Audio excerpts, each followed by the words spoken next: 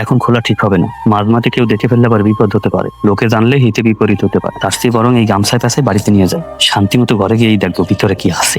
এই ফকিরের ঘরে থাইকা তোর জীবনের কাটবো না, বুঝছো? তোরে তো রানা একটা ভালো শাড়ি দিতে পারে না, আর গয়না গাড়ি তো দূরের কথা, এগুলো তো পারবেই না। দেখ তুই এক কাজ কর, ওরে তুই তালাক দে, তোরে আমি ভালো জায়গায় বিয়ে দেবো, তোর রাজ কপাল ফিরবে, বুঝছিস? তুমি ঠিকই বলেছো, এভাবে সংসার করা যায় না। এভাবে আমি যদি ওর সংসারে পড়ে থাকি তাহলে আমার বাকি ফিউচারটা নষ্ট হয়ে যাবে। আজকে ও বাড়িতে আসুক, আমি ওর সাথে এই তালাকের ব্যাপারে কথা বলবো। হ্যাঁ, সাহস করে বলবি, আর যদি সাহস না করতে পারোস তাহলে তোর জীবন কিছুতেই তুই ফিরাতে পারবি না। একেবারে ডাইরেক্ট বলবি, মুখের মধ্যে কোনো কথা রাখবি না। হ্যাঁ মা, আমিও এখন বুঝতে পারছি আমার ভবিষ্যৎ নিয়ে আমাকে ভাবতে হবে। এভাবে থাকতে চলবে না। ওকে শুধু তুমি আজকে আসতে দাও, তারপর দেখো আমি কি কি বলি আর কি কি করি।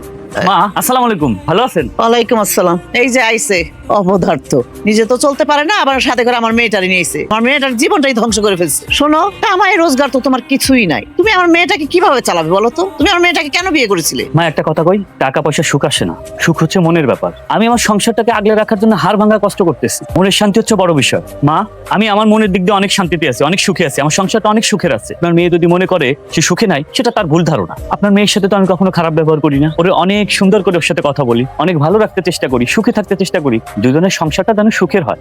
ও যদি এটা না বোঝে মা, আমি কি করে বুঝাবো রে? হয়েছে হয়েছে, আর নীতি বাক্য বলতে হবে না, বুঝতে পারছি আমি। আমার মেয়েটার যে তুমি কতটুকু করতে পারছো আমি এটা ভালো করেই বুঝি। সুখে তো রাখবা তো দূরের কথা, ভালো একটা শাড়ি দিতে পারো না। আমার মেয়েটা একটু ভালো মন্দ খেতে পারে না, শুকিয়ে একেবারে কাঠ হয়ে গেছে। ঘুমাইতেছো না কেন? তোমার কি শরীর খারাপ? শরীর খারাপ হবে কেন? আমার মন খারাপ। শোনো রানা, তোমার সাথে এভাবে সংসার করা আমার পক্ষে সম্ভব না। তোমার এই বন্দি কাজে থাকতে থাকতে আমি পাগল হয়ে যাচ্ছি। আমি আর এখানে থাকতে চাই না, আমি মুক্তি চাই, আমাকে মুক্ত করে দাও। এসব কি বলতেছো? আমি কি কোনো ভুল করছি?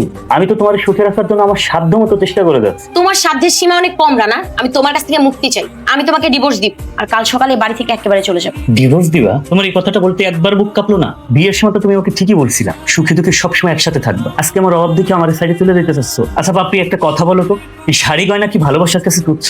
ভালোবাসা না পেট ভরনা রানা। তোমার এসব নুন ভাতের কথা তুমি তোমার কাছেই রাখ, এসব আমাকে বলতে আসবা। আচ্ছা হইলে যাবা তো ঠিক আছে, যাও। তবে শোনো, যাওয়ানোর সময় একটা কথা শুনে যাও, টাকা পয়সা দিয়ে কোনোদিন সুখ কেনা যায় না, মনে রাখো। ঠিকই আমার এই কথাটা একদিন তোমার মনে পড়বে। আমি তোমার মন থেকে ভালোবাসছিলাম পাপড়ি, আমার জীবনের এইটি মানে সবচেয়ে বড় ভুল ছিল। তোমার এই নীতিবাক্য শোনার কোনো সময় আমার নাই, আমি আমার মায়ের কাছে গেলাম। শোনো কই দাও, আরে শোনো না। ও মা, মা কই তুমি? বাইরে আসো। এই তো আমি, কি হয়েছে তোর?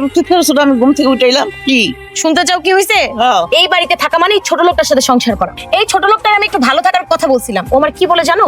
আমি নাকি লোভী, আমি নাকি ওর যোগ্য না, আমাকে বলে ঘর থেকে বের হয়ে যেতে। কি এত বড় কথা বলছে? কত বড় সাহস! কি বলতেছো বৌমা? আমার ছেলে তো এরকম না। তাইরা না বৌমা কি বলতেছে? তুই কি বলছস? বাবা আমি কিছুই বলি নাই, উনি নিজে তালাক চাইতেছে, ও আর বাড়িতে চলে যাবে। আমি বলছি ঠিক আছে যাও। এই চুপ কর ছোকরা, মুখে মুখে আবার তর্ক করো আমার মেয়ের সাথে। তোর এত বড় সাহস! আমার মেয়ে আমার কাছে রাজকুমারী, আমার কাছে এমনিতেই ভুল করছো, আবার আমার মেয়ের সাথে মুখে মুখে তর্ক করছো। তোমার সাহস তোমার! শোনো, আমি তোমাকে সাফ সাফ বলে দিচ্ছি, আমার মেয়ে তোমার বাড়িতে আর থাকবে না। বিয়েন সাহেব, এখন তো মাঝরাত, এই মাঝরাতে যদি আমরা সবাই চিল্লাচিল্লি করি আশপাশের মানুষ তো খারাপ বলবে। সকালবেলা আমরা এক জায়গায় বসে তারপরে শুনবো না।